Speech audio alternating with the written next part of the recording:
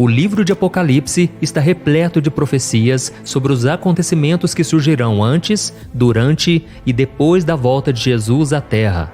Mas existe uma em especial que é diferente de tudo que o mundo já viu e nem mesmo os mais criativos roteiristas e escritores de ficção científica seriam capazes de criar algo tão extraordinário e ao mesmo tempo tão assustador. E a Bíblia diz que quando essa profecia se concretizar no fim dos tempos, muitas pessoas se arrependerão por ter rejeitado a Deus e o seu amor.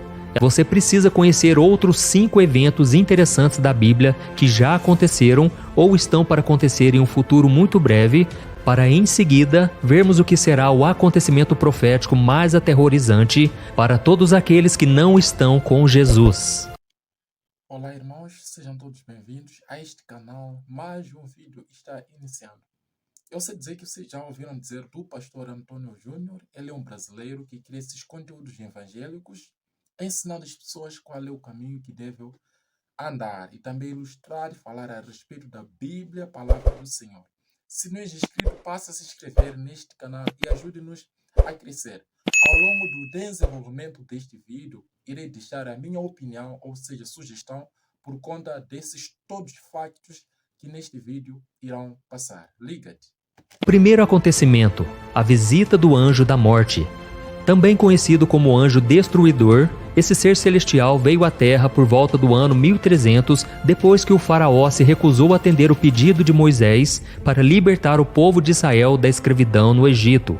E por causa desse ato de desobediência, Deus enviou 10 pragas àquela nação, humilhando o seu povo e cada um dos seus deuses pagãos.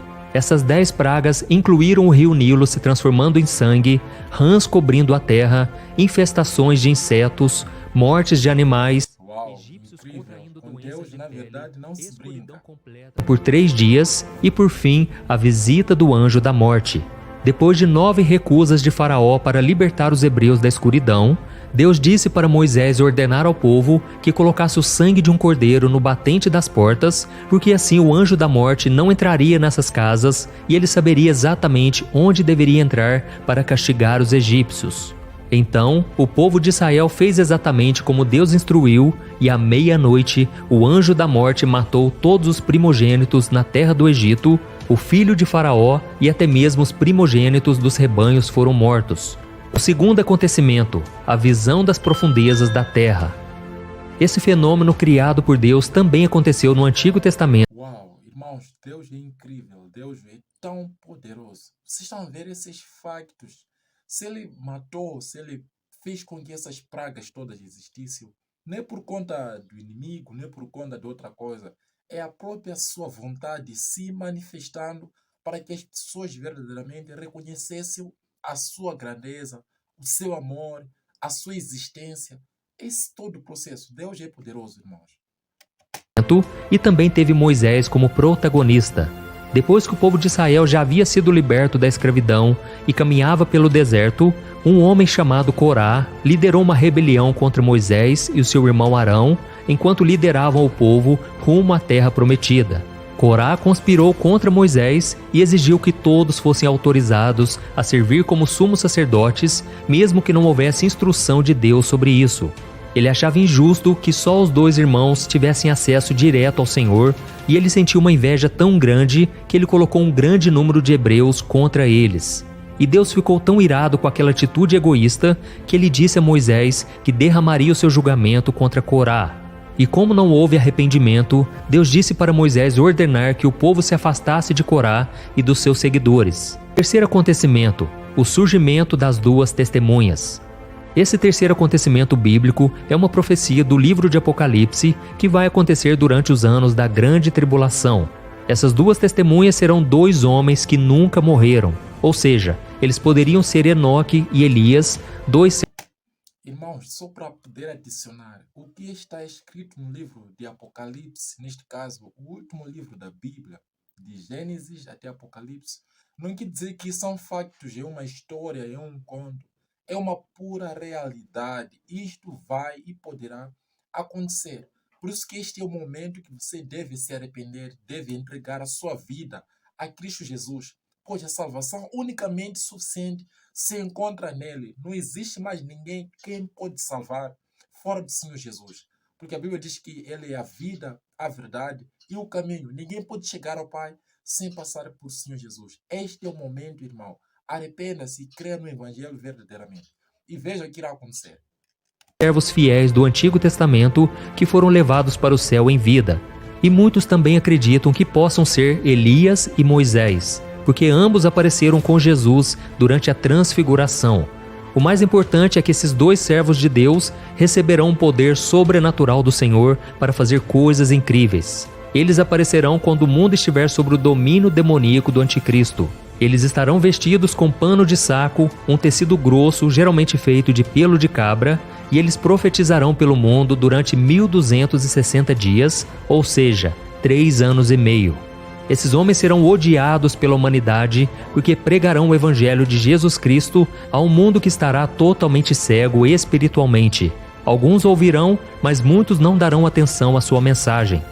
O quarto acontecimento, o Armagedon. A Bíblia diz que nos últimos dias do governo do Anticristo, Deus derramará sobre a terra a sua ira, com pragas e sofrimento, a todos que o negaram e viveram no pecado. Mesmo diante desse cenário, as nações não se arrependerão e ainda blasfemarão contra o seu nome. Então, no final dos 7 anos da grande tribulação, Israel será cercada pelas nações que se juntarão ao Anticristo. Em Apocalipse capítulo 16, o apóstolo João conta que os governantes do mundo todo se reunirão para a batalha do grande dia do Deus Todo-Poderoso no lugar chamado Armagedon.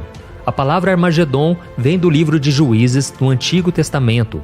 Naquele tempo, Deus Todo-Poderoso. É porque Ele é Deus Todo-Poderoso. Fora dele não existe mais ninguém que compara-se com Ele. Não existe. Isso é algo indiscutível, sem sombra de dúvida. Ele é Deus dos deuses, Ele é o Senhor dos senhores.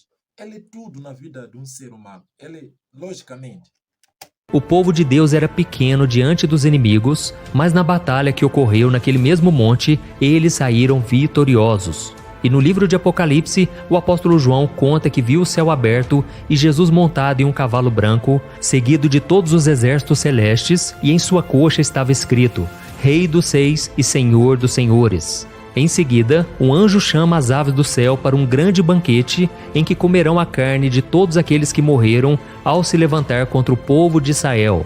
Mas essa guerra não será como as outras que chegaram a durar dezenas de anos. Na verdade, a batalha do Armagedon durará pouco tempo, pois os inimigos serão esmagados sem qualquer esforço. E é neste momento que será derramada sobre o mundo a 7ª taça da ira de Deus. Após esse evento, Jesus lançará o Anticristo e os falsos profetas no lago de fogo do inferno, e todos os homens que o serviram serão mortos e comidos pelas aves. Em seguida, Jesus aprisionará Satanás e estabelecerá Jesus lançará o anticristo no inferno e todos os profetas falsos. Isto é lógico. E todos quanto não serviam a Deus, todos que não creram em Deus, também serão jogados no lago de fogo. Por isso que este é o momento de você aceitar a Jesus. Por um lado, o tempo existe. Se isso acontecer, não terá nenhuma piedade, nenhuma misericórdia, né? Porque na primeira vinda ele veio como uma ovelha, né? Um cordeiro. E na segunda vinda virá como um leão. Logicamente irá vir julgar as pessoas segundo as suas obras e os seus atos. Será o seu governo de 1000 anos na terra, onde governará juntamente com a sua igreja e também com aqueles que morreram durante a grande tribulação por não ter se curvado ao Anticristo. O Armagedon não marcará a destruição do nosso planeta, como muitos acreditam, porque segundo a Bíblia, a terra será morada eterna de todos aqueles que reconheceram Jesus como seu Salvador e fizeram a vontade de Deus. O quinto acontecimento, o arrebatamento. A terra será morada, né, eterna para todos que reconheceram, que todos reconhecem, para todos que creem na verdadeira existência de Senhor Jesus e a sua salvação. Sem sombra de dúvida. A Bíblia diz que chegará um momento em que todos os cristãos que estiverem vivos naquela determinada hora simplesmente desaparecerão. Eles estarão em seus afazeres cotidianos, trabalhando, estudando ou cuidando da casa, quando do nada serão levados para o céu. Sim, existe uma grande dúvida em relação ao arrebatamento. Alguns acreditam que ele acontecerá logo que o Anticristo for apresentado ao mundo, Já outros acham que os cristãos só subirão ao céu em vida após 3 anos e meio do governo do Anticristo. E um outro grupo pensa que os cristãos passarão por todo o período da grande tribulação na terra para só então serem levados por Jesus. Mas independente da hora e do dia, uma coisa é fato: o arrebatamento vai acontecer.